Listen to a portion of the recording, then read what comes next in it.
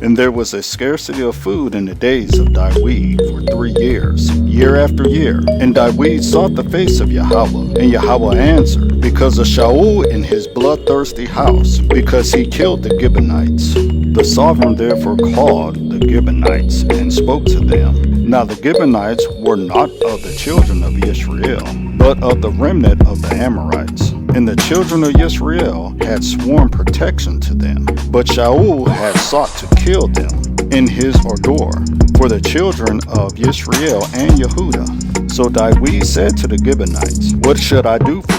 And with what do I make atonement, so that you barak the inheritance of Yahweh? And the Gibeonites said to him, it is no matter of silver or gold between us and Shaul, or his house, neither is it for us to put to death any man in Israel. And he said, whatever you say, I do for you.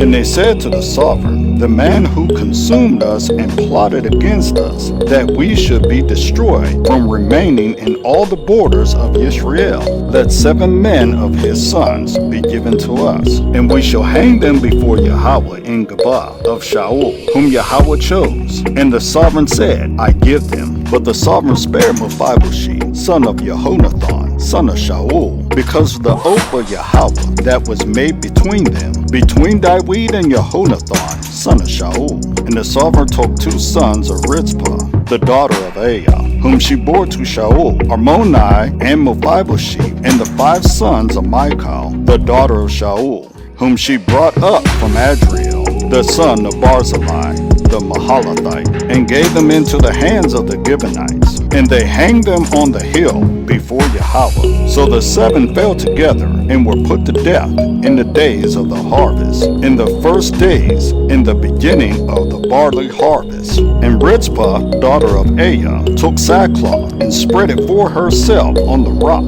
from the beginning of harvest until the rains poured on them from the Shamayim. And she did not allow the birds of the Shamayim to rest on them by day, nor the beasts of the field by night.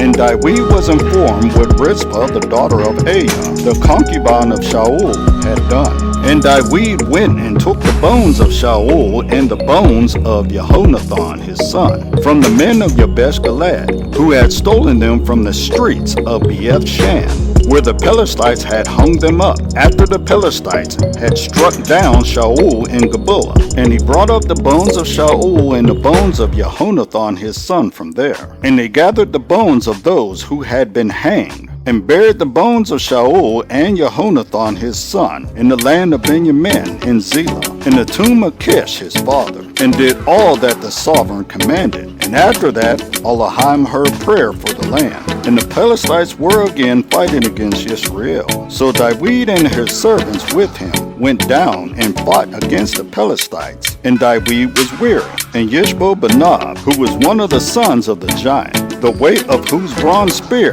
was 300 pieces, who was bearing a new sword, spoke of killing Dawid. But Abishai son of Zeruiah came to help him, and smote the Pelethite and killed him.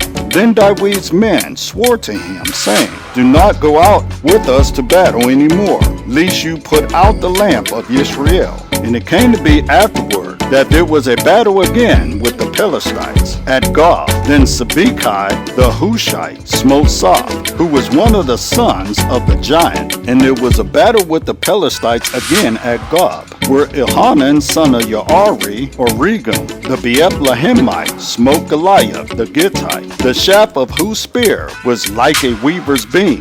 And there was a battle at Goth again, where there was a man of great height, who had 6 fingers on each hand, and 6 toes on each foot, 24 in number. And he also was descended from the giants. And he reproached Israel, and Jehonathan son of Shammai, the brother of Dawid, smote him. These 4 were born to the giant in Goth, and they fell by the hand of Dawid, and by the hand of his servants.